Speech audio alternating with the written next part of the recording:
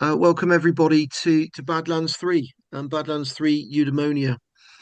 Um, just some points of introduction on behalf of Peter Kavalek and the Cybernetics Society. We very much would like to welcome both Giles, who has a halo this evening, and Katie, um, who always wears a halo, I'm told, as both practitioners and theorists, and very much looking forward to those insights.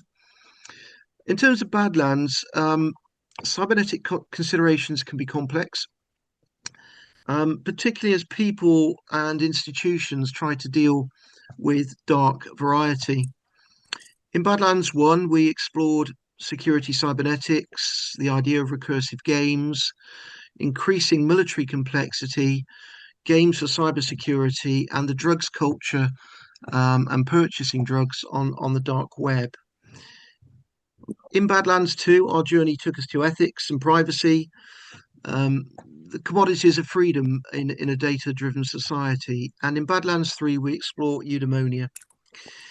We'll start this evening by going to Giles, who will outline his work on violence against women and girls, and then take some questions, and then do a baton exchange to Katie for her views as a trained psychotherapist and coach. If we have time at the end, we'll open the chat up and have a non-recorded in the bar conversation. So I'm Richard. I do apologise. My camera has had a Microsoft moment and won't be available for this evening. But look forward now to hearing from Giles. Approximately about 30 minutes, Giles, whilst we record the meeting. Thank you. Perfect. Okay. Thank you very much, Richard. Thanks for the opportunity to come and speak to you today. And hopefully everybody can see my slide that's up there. So just a bit of background about me and what this work is about. I've worked with Richard in the past. I've spent a lot of the last sort of 10, 15 years thinking about online harms and what that means as far as policing and criminal justice responses to those online harms are concerned. And in recent years, I've worked quite specifically in the UK around how technology is affecting violence against women and girls. So what I'm talking about today is a piece of work that I've done with the Open University. The Open University established a new research centre for protecting women online last year. That's got a 5-year research grant from Research England, and the idea of that is to establish a kind of multidisciplinary research hub that focuses on the problem of how technology is transforming violence against women and girls, which is what I'll be talking about, but then also responses to that. And that's across different sectors, so policing and criminal justice, across the technology sector, across regulatory sectors, governments, third sector, etc., etc. So I'll touch on some of those aspects in the remarks I'm making this evening. But please feel free to put in any comments or chat. I will try and minimize the amount of jargon that I'm using in this session. But if there's anything that I beg your pardon, sorry? No, okay. Okay. But it is commonly violence against women and girls is often referred to as VAWG, VAWG. So that acronym will probably come up in my slides. Right. Okay. Let's get going on this. If I can share the next slide. Okay. How's technology affected this, and why are we thinking about this in a cybernetics context? So all crime has been affected by the growth of technology, particularly online the spread of internet and online technology in recent years. And violence against women and girls is no exception, although it's perhaps not been recognised as such until relatively recently.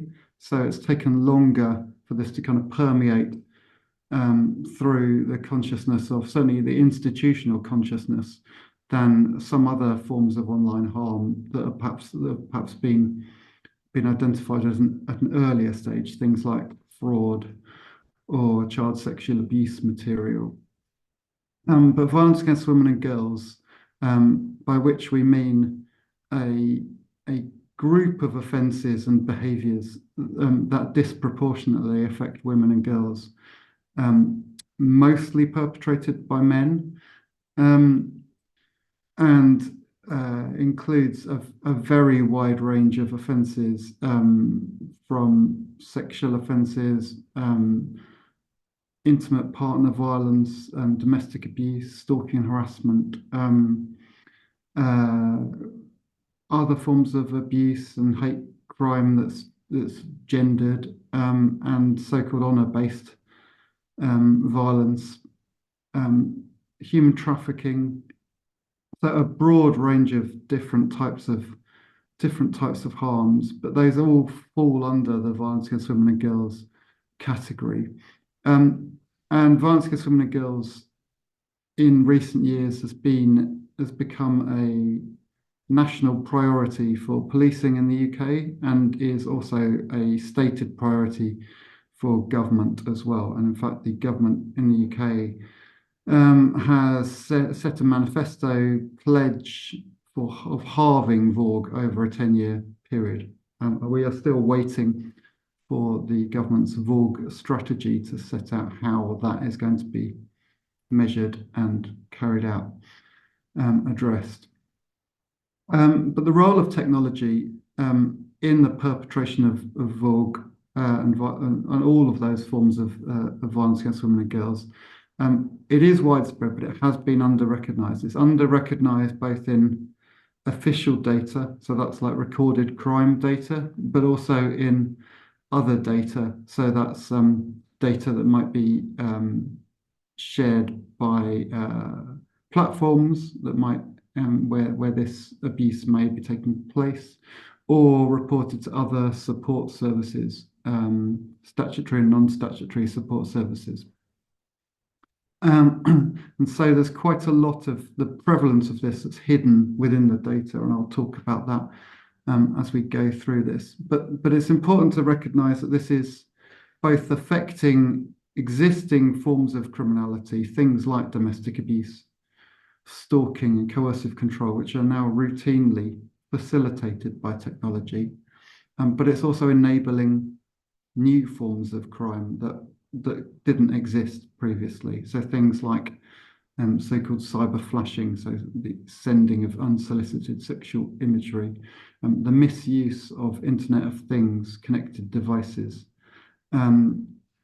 So that could be anything from smart speakers to Ring doorbells, to vehicle telematics. And of course, recently we've seen the growth in so-called deepfake image-based abuse. So this is proliferating in a variety of different fields and variety of different contexts.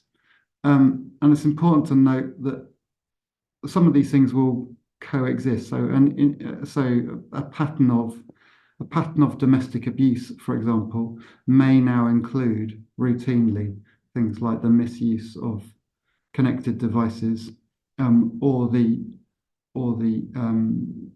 sharing of deep-faked images. So these harms are not happening in isolation from each other. They're happening in an increasingly kind of interdependent way.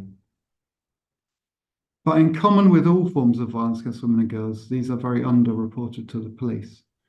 There is lots of data about the underreporting of all forms of violence against women and girls. There's the infamous statistic of, on average, survivors experiencing 30 instances of domestic abuse before going to the police to report it, and that is very much borne out in the police data about technology facilitated and online violence against women and girls as well. So in other work that was done by the Centre for Protecting Women Online, published last year, that was a very large prevalence study around online violence against women and girls, and that showed that in the previous 12 months, so this was research carried out during 2023, approximately 15% of women and girls in the UK had experienced online violence against women and girls. So online abuse, online harassment, online forms of stalking or coercive control. So that equates to about 3 million instances over that 12-month period. But compared to police data in the same sort of period of 2023, police data showed about 120,000 instances of technology facilitated violence against women and girls, which is about 1 in 10 of the reports of all forms of VAWG that are captured in police data. So that highlights a particular mismatch in reporting statistics. And there's a variety of reasons for that. We can kind of go into that in a bit more detail. But one of the interesting things that came out of the Open University research about this prevalence was that of those around 3 million instances, a lot of that was being reported to platforms and very little of it was being reported to the police. So we know that there is a lot more data available, but at the moment that data is not very transparent. So platforms are not disclosing and are not required to disclose the numbers of reports that they receive. And nor do they have to disclose anything about what they do with any of that reporting. So to delve in a bit more depth as to what does this mean in practice, I've mentioned about how technology is affecting both existing forms of violence against women and girls and new forms. So on the existing forms, a lot of the best data that we have is from third sector support organisations who are already providing a lot of support to survivors.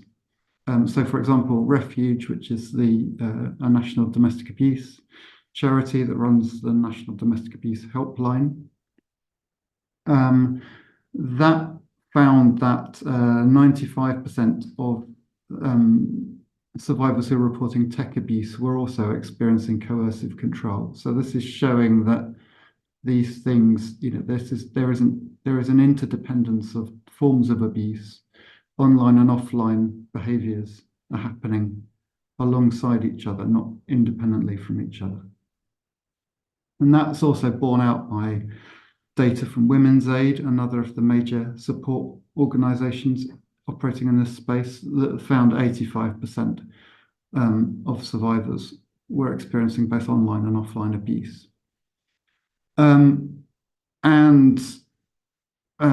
Further data from Refuge highlights that that same issue of physical abuse and online abuse happening alongside each other, which again is not particularly surprising when you think about the way in which people use technology to communicate, and the fact that often, but by no means always, in cases of domestic abuse, you might have things like separation between the parties involved. And so that doesn't mean that the abuse stops, but it just continues in a different form. And as a particularly kind of chilling example of this, Refuge have reported that in the physical refuges that they provide, they now have to not only routinely monitor survivors' phones for evidence of stalkerware or other forms of tracking, but they routinely come across children's toys being used as a vector for tracking, including tracking devices being concealed within soft toys, for example. So this is a here and now problem. It's not a future problem. And the super complaint that was launched around the police response to stalking, which was published last year, that highlighted how technology was now used in virtually all stalking cases, but that wasn't picked up in the police data. So if you look back at that figure of 120,000 reports to the police that were made in 2023, in that same period of 2023, there were about 400,000 reports of stalking harassment, but most of those were not picked up by the police as featuring technology. If anyone can explain to me how stalking and harassment happens in 2023 without the use of technology, I'd be really interested to know, because my guess would be it would be a tiny minority of total cases that didn't have technology involved. Prevalence on newer forms of online harms is harder to come by for a variety of reasons. It's even less well represented in the police data. Some of that is to do with the fact that the law is still catching up in some of these areas. So, for example, cyberflashing has only recently been an offence in the last couple of years. So the data on the prevalence of cyberflashing from crime data is very low. But then again, survey data suggests that this is very normalised, very routine. 75% of schoolgirls reported having received unsolicited sexual images. That was a girl guiding study, which shows some of the differences in data sources that there are around prevalence here between official data and other data sources. The Revenge Porn Helpline, which supports people experiencing image-based abuse, they put out research earlier this year that suggested that at least 1.4% of the UK women had experienced image-based abuse. So that's again over 300,000 cases annually, and that this had grown significantly. And that certainly seems to be the case with the proliferation of deep-faked sexual imagery. Overwhelmingly, it features women and girls. There's been an enormous proliferation of that imagery online, and it has been increasingly commercialized as well. So this is now appearing in not just on porn sites or other adult sites, but in other areas as well, with very few. Historically, there have been very few barriers to that appearing or indeed being commercialized. And lastly, the metaverse. Whilst the use of the metaverse is still to some extent in its infancy, we've already seen reports of sexual assaults happening in connected virtual environments, such as gaming environments. And so this is I think we can reasonably expect that will grow as some of those environments become more prevalent. But it's another example where it's not clear that, for example, existing laws about sexual offences would even cover the conduct that's happening in virtual environments. So we also looked at what the police were doing to respond to this technology facilitated abuse. And what we found was that there were some examples of good practice across policing in the UK, but it was extremely unevenly distributed. So some examples here, there's much more detail in the report. I'll share the link at the end of this presentation. Things like Operation Soteria, which has been a national programme to address the police response to rape and sexual assault. Importantly, that's recognised that digital investigation is a mainstream activity within rape investigations. That wasn't previously the case. And so digital evidence is absolutely critical, not in a minority, but in all rape investigations, and needs to be treated as such and seen as a kind of core element of those investigations. And that's now been carried forward into the national operating model around rape and sexual offences that Operation Soteria has produced. Police have already got considerable tools and powers to address digital investigation, and Operation Atlas, which is a Met Police initiative, shows the power of using tools that historically have been used to address organised crime or county lines, drug dealing, when those same tools are applied to deal with stalking and domestic abuse. They've shown significant benefits around the identification of perpetrators and indeed on high rates of early guilty pleas. So, the tools exist, but they potentially haven't been used to their full effect in combating this form of harm.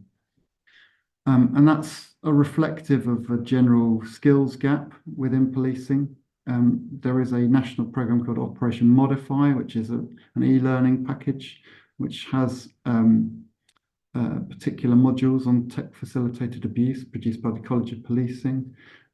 Take-up of that is extremely variable across police forces. So some police forces have got over 90% of their staff have completed it. In others, it's fewer than 5%. So very inconsistent. And I think what all of this shows is that there isn't at the moment a concerted national operating model for addressing this. And that's very much borne out by some of the gaps that are highlighted repeatedly in official inspections of policing, which show that digital capabilities are often siloed and inaccessible to the frontline officers and staff dealing with public protection matters, which is typically where VAWG offences, the first port of call for VAWG offences. So things like cyber capabilities and public protection capabilities aren't routinely integrated. So Operation Atlas is an outlier in that regard. That's against a backdrop where generally the resourcing of public protection functions in policing has not kept pace with demand. There's been a 37% increase in reports to policing over the last 5 years, but absolutely nothing like that in terms of the level of resourcing. And time and again, we see some of the same shortcomings persisting, inconsistent advice being provided to survivors, failure to pursue digital lines of inquiry, and minimisation of victim experiences. And there's a very long list of horror stories about some of the experiences that survivors have had when they've reported to policing. So what does that mean as far as the gaps, risks, and what needs to change? I think clearly, as far as a gap, there's a clear gap about the lack of a clear national definition That's borne out by underreporting. So the underreporting within the official data masks the scale, complexity, and impact of this form of offending on victims and survivors. That also means there's a lack of consistency of reporting channels between the different places survivors may report, in particular platforms. At the moment, there's minimal evidence of platforms sharing any reports to police or doing any kind of proactive measures to engage with policing around that. And that's borne out in the lack of a clear national structure, national leadership, or indeed things like the take up of training resources that do exist already. Policing, we need to keep reminding ourselves, has dealt with online harms for a long time. This is not a brand new problem. We're kind of 30 years on from some of the initial police investigations into online child abuse, for example. So this is you can't say this is not an understood problem. It's perhaps an under prioritized problem, but it's not one that has only just come about. And if you look at some of the other national responses that exist, they show a lot more maturity. So if the contrast with the response to child sexual abuse material, which is a globally coordinated response, it's illegal more or less everywhere, and platforms have duties to report its existence to law enforcement through national and international information sharing mechanisms. And then there's specialist units across the globe who are looking at addressing perpetrators and safeguarding victims and survivors. None of that exists in the VAWG space at this point in time. None of it exists for adult victims and survivors of any of this abuse at this point in time. And that means we need to be doing a lot more to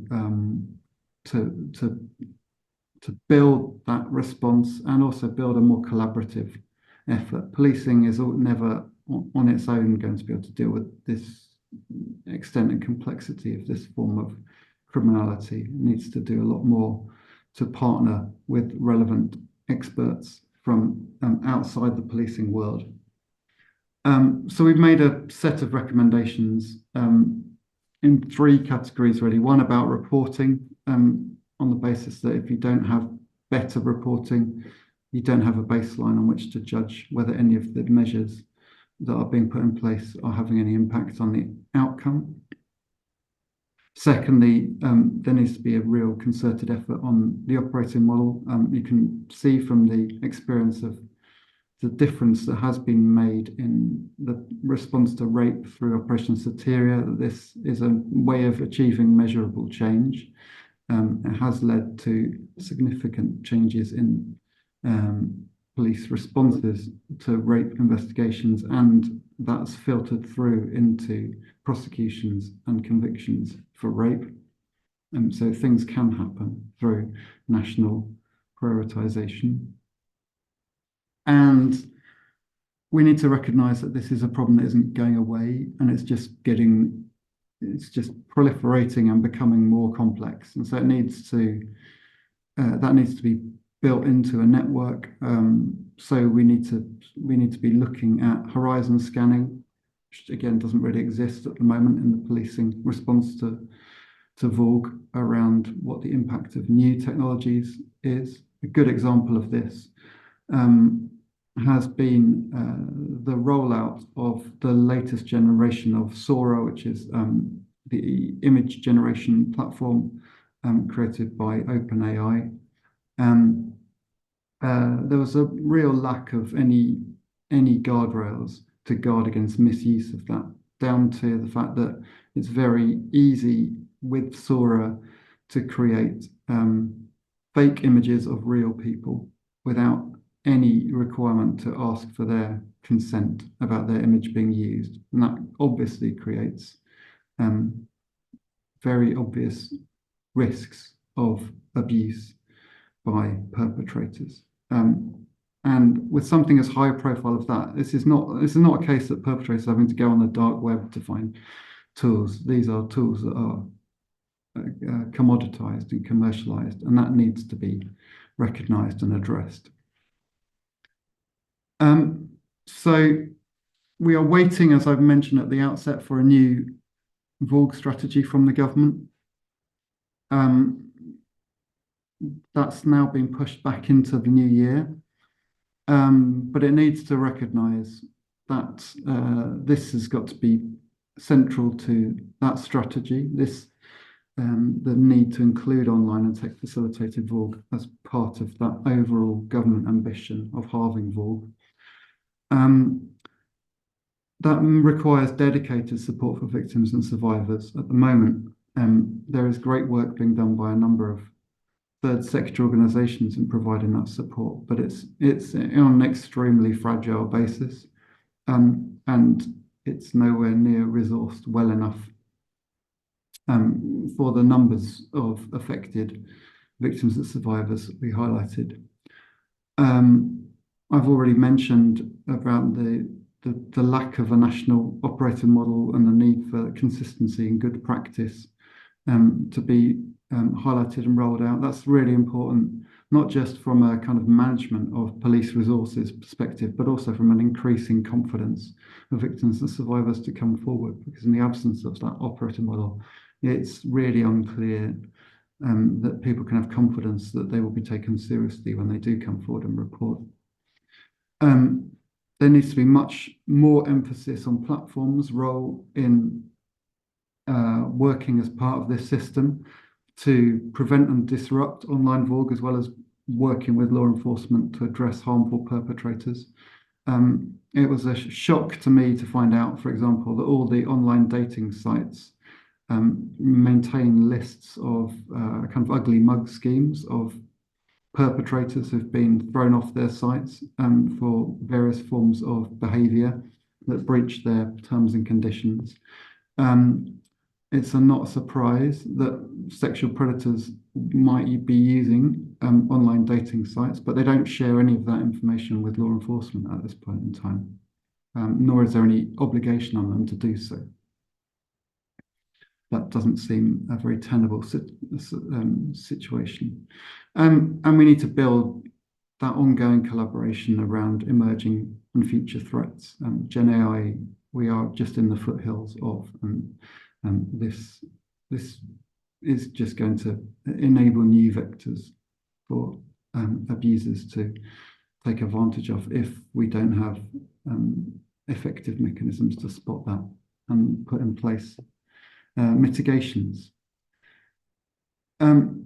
So that's the link to the review that was being published by the Open University and came out earlier this year. You can get that through their website. And I'll also attach their contact details for anyone who's interested in finding out more about their work, which goes well beyond policing into other aspects of more proactive work around keeping women and girls safe online. Thank you very much. I'm very happy to take any questions or comments now.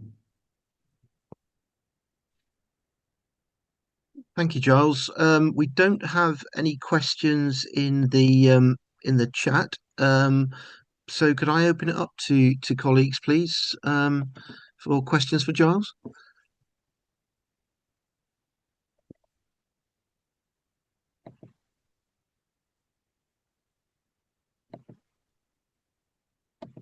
I have a question. Yes, please, Francis. I wondered to what extent the non-cooperation of the platforms, I think you call it, is, as it were, deliberate or malicious, as it were, or just because of the lack of any motivation to do it financially, or what the hell is it that motivates them not to be helpful? I think it's twofold. My response to that, I think partly they haven't been compelled to do anything. And that's partly a reflection that I did mention that the law has struggled to keep up with pace of change. So there are new offences now coming in around, for example, the creation of deepfakes, which criminalises the creation of sexually explicit deepfakes. But this is about the third or fourth iteration of trying to bring in offences that actually cover that form of activity. So the law is kind of struggling to keep up with the technology. And that's meant there's been a kind of disincentive on platforms to be anything other than very reactive and sluggish in terms of doing anything. There certainly has been none of the sort of outrage that you see around platforms hosting child abuse material, but for this type of behaviour, that's starting to change. You're getting more public awareness, more public concern about it. But as we saw that statistic about the prevalence of cyber flashing amongst children, the worry is that it's just become very normalized. And I think the other part of this is that because government and policing has kind of been slow to wake up to this as a threat, they haven't been pushing platforms to be more cooperative historically. So there's certainly been a big, if you look at the contrast between the police response to online extremism or the police response to online child abuse, they're literally years ahead in terms of the level of maturity and the level of engagement that the police have got with platforms. So they're engaged in much more of a constructive dialogue than they have been in this space. The Online Safety Act does recognise the responsibilities of platforms to do more in this space, but at the moment, the Online Safety Act doesn't create any statutory duties on platforms to proactively report any instances of violence against women and girls to law enforcement, for example. So there's a complete contrast there with child abuse, where they do have legal duties to report that material. May I ask a question, Giles? Of course. Hi. You sound, shall we say, in my mind at least, optimistic that training and collaboration and the development of certain practices within the police force are going to help you achieve a 50% reduction in the target on this. I have to come clean at this point and say that I've been working as a mentor to two young women in the Met. There are a couple of questions that arise from your talk and from my experience of mentoring them for over, 3-4 years, is to what extent is the way the police force structured going to interfere with developing a platform for, how did you phrase it, national operating model across the UK? The structure seems to me to be dependent on collaboration between the chiefs of police, and that is, to be clear, from my experience and my knowledge and talking to my mentees, absent. Second thing is, they don't really understand the nature of systems and what an operating model might actually comprise as a concept, never mind the transformation into practice, given that most of the violence against women that my two mentees are experiencing are actually coming from the policemen themselves. So there's a conundrum here, and I'd be really interested in how you're going to respond to this, Giles. Does the structure of the police force mitigate against a national operating model? Does the mindset, which I think if we're going to come into determinism in a short while with Katie, I'd be very interested to hear her views on this, the mindset of coercive control based on formal authoritarian position on top of this pyramid, you'll do as I tell you, help to implement a whole set of basic changes in philosophy, morality, kindness, compassion, understanding that the future of our species depends on women.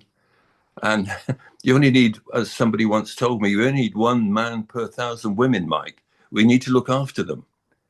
So, I mean, I don't know if that belongs, because of my age, to a time when I'm not allowed to mention these things, but I'm just curious.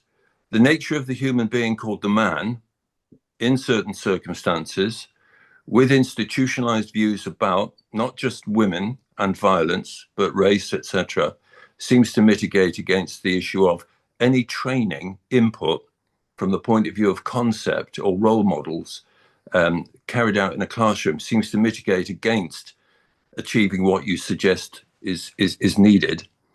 And if that's the case, what chance does a national operating model stand when caught between police at the front line and the chiefs of police who are, shall we say, fragmented and fragmenting, and in all honesty, are completely 20 to 30 years behind the curve on machine learning? Okay. Well, I think we could probably have an entire session on the points you've just raised, Mike, because it's wide ranging.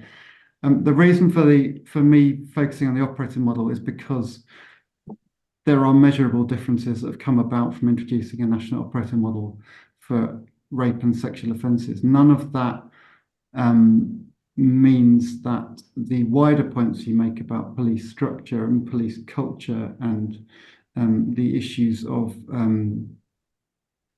what you might call kind of toxic masculinity within police culture, those still exist, but they have been called out in a way that was not the case previously. That's not to say that they've been addressed, but there is awareness. There is awareness, and there is challenge to those forms of behaviour that there wasn't, frankly, even 5 years ago. Now, that of course, that's a long-term system-wide change as far as behaviours and attitudes are concerned, and the jury is very much out in terms of whether the wider kind of mechanisms will change to ensure that becomes a lasting piece where some of the types of behaviour that we've seen so prominently highlighted in the Met and elsewhere are driven out of the organisation or driven to a point where, frankly, there's massive disincentives to exhibit any of that behaviour. I'm not best qualified to comment on how realistic that's likely to be, but it is clear that things have changed even from where they were a few years ago. So that's a positive sign. On your broader kind of structural point, absolutely. I mean, I think it's very clear that the structure of territorial police forces is not well equipped to deal with the nature of modern threats that tend to be very much cross-border, and where the role of technology is intrinsic to all of them. And I don't think you'd get any chief constables even arguing that the current structure is fit for purpose. Of course, that's the relatively easy bit, to say that the current system doesn't work. Coming up with what the correct system should look like and how it can be implemented, bearing in mind all the vested interests that exist around the existing institutional landscape, that's another matter. And that might be some reason to explain why the government has also delayed its publication of its police reform white paper. So we are still some way off seeing how ambitious government wishes to actually be in addressing some of those fundamental structural challenges around policing. But I think So I don't think training on its own is a panacea. I don't think it's not a magic bullet, but it absolutely is part of the answer. And I point specifically to what has been achieved through the concerted efforts of Soteria, which was an initiative born out of research evidence into the existing failings of the system to then look at restructuring that system. It's as good a program as one I've seen in policing in terms of recognizing root causes of failure and trying to address those root causes. Can it do everything? No, it can't, but it has shown signs of doing something in this space. Thank you. Thanks for that question, Mike. I think that the point you raised about system viability versus national operating models is a really, really interesting one. Giles, you're speaking to Cybernetics Society here, and when you put up your slide about engaging with academia, it did raise the question of at what point were you going to perhaps outreach to cyberneticians who, of course, practice on a frequent basis thinking and working in systems viability areas. So that's one to perhaps take away. We do have two other questions, Elena and David. So Elena, could I just ask you to come in at this point, please? Hi, I'm in from Toronto and wonder if you had any information about how other countries are addressing this issue and whether they're ahead or behind. That's a great question. My work has been UK focused, so I can't come up with any great expertise on the position elsewhere.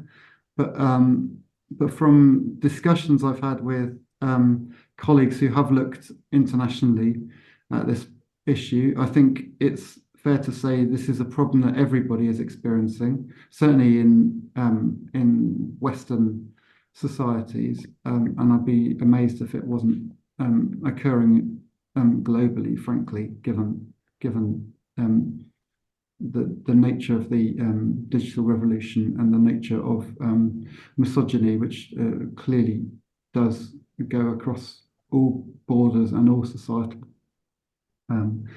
structures. In terms of the effectiveness of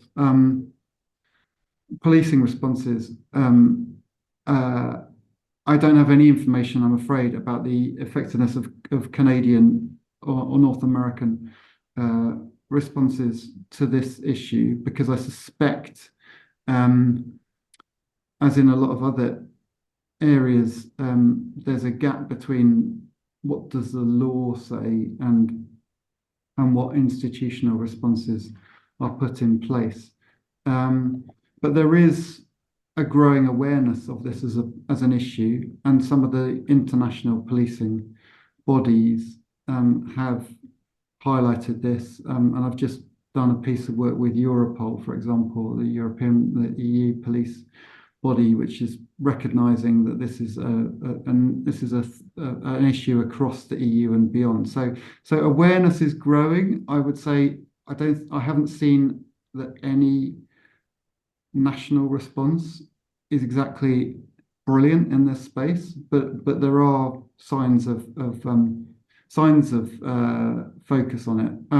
One of the most tangible ones of those is at the UN Cybercrime Convention, which is currently which has just been drafted and is I think now open for signature, and I believe a number of countries have come forward and signed up to that already, including the UK. I can't tell you if Canada has or not, but I imagine they would be at some point. That recognises technology facilitated abuse within that cybercrime convention as a key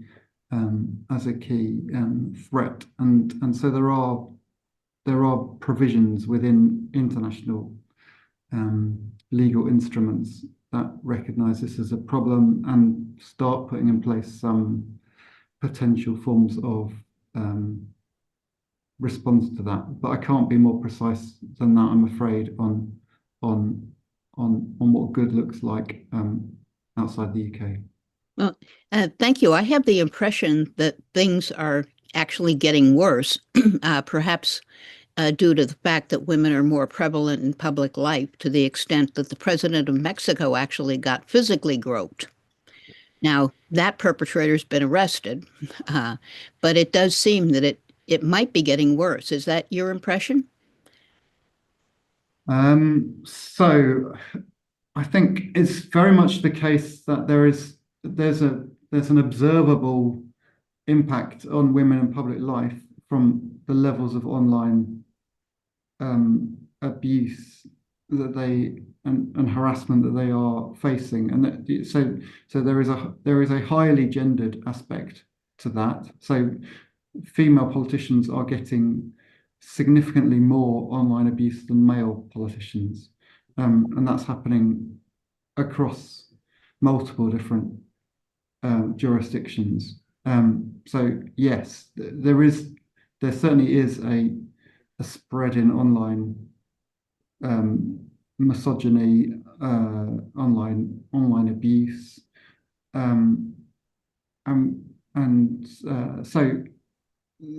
I don't think anybody has yet got an effective handle on mitigations for that. But this comes back to, I think, the point that whilst policing is part of that response, it can't be all of the response. A lot of misogynistic behaviour will never meet the threshold for criminal conduct, and so there've got to be other mitigations in place to address that. Things like the Online Safety Act and the Digital Services Act in the EU start trying to put more responsibility on platforms to regulate harmful content, but the effectiveness of those measures hasn't yet really been established. Thanks, Giles. And just on that point, meeting the sort of resource issues, can I just bring David in for the final question, and then we'll do a button change to Katie, if we may, please. David, is he still with us? I am. Sorry. Yeah. Hi, David. No problem. Yeah, I'm very aware that the police are massively underfunded, and if you want a nice reception when you're on the front line of a demonstration, talk about the Home Secretary, and they're being asked to do a lot of things, and at present it's a question of, well, if I do this, what do I stop doing? How much more money is needed? Are there any projections there? The other thing that interests me is the kind of very powerful social bonding, which I understand occurs in police forces. My final PhD supervisor had a Home Office project simulating a detective, which meant he went round with a lot of detectives, and he said those are the happiest days of his life. Now we know some of the sociology of bonding and group formation, and I'm asking myself whether, or rather what, appropriate interventions could be, minimalist or otherwise, could be designed there, although people have probably thought of them. But the straight question is, how much more money do you need? Oh, that is literally $64 million question. So 64 million is cheap. Yeah, absolutely. And I think because we don't know, because we've got so little data on the prevalence of even the harm, it's kind of how long's a piece of string, really. We know with all forms of online harm, the more you look for it, the more you'll find. At the moment, frankly, we're not really looking for any of this stuff, or certainly policing is not looking for it, and isn't really open for business, even for reactive reports.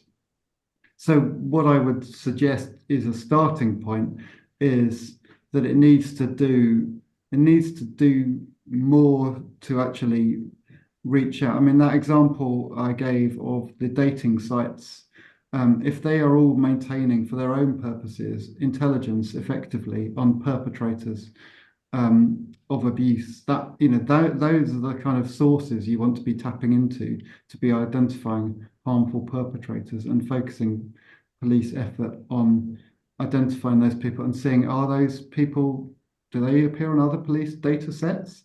There is work going on across policing, things like the V100 program in the Met that people may have heard of, and other forms of perpetrator profiling going on around VAWG offenders. But at the moment, that's all based on police data. It's not based on any third-party data. So I would suggest that would be a place to start, because you would probably identify some of the links between people who are already known to police for offline behavior and what their online activities might look like that would provide. I'm not saying it would be comprehensive, but it would be a starting point. Okay, thank you. Okay, thanks, Giles. Just a few comments coming in the chat there from Adrian, making some points about overseas situations. Could we perhaps just squeeze in Margaret to post the question, Margaret Heath, and then we will shift across to hear Katie, if that's okay. Hi. Margaret? I'm just curious, do you know anything about what the psychosocial feedback loops are that amplify and proliferate this sort of behavior online? I don't know if I'm qualified to talk about psychosocial feedback loops, but I think if I think I understand you correctly, please tell me if I'm off beam on this. We know from kind of research, analogous research around kind of growth of online extremism, that there are kind of feedback loops online that can escalate underlying behaviors quite rapidly through repeated exposure to kind of more extreme content. So there is a research base out there that shows some of the harms of that. We're only really just starting to explore what that means in a kind of misogynistic context. But it is now very much the case. I think there is a recognition that again, 5 years ago, you would not have had many people talking about a nexus between misogyny and extremism, and now that very clearly is a nexus that people are aware of and is the focus of people in the counterterrorism world. So things are changing. So I think we can, from that, assume that there is enough evidence to show that people are concerned about it. Quite where that leads, I don't yet know.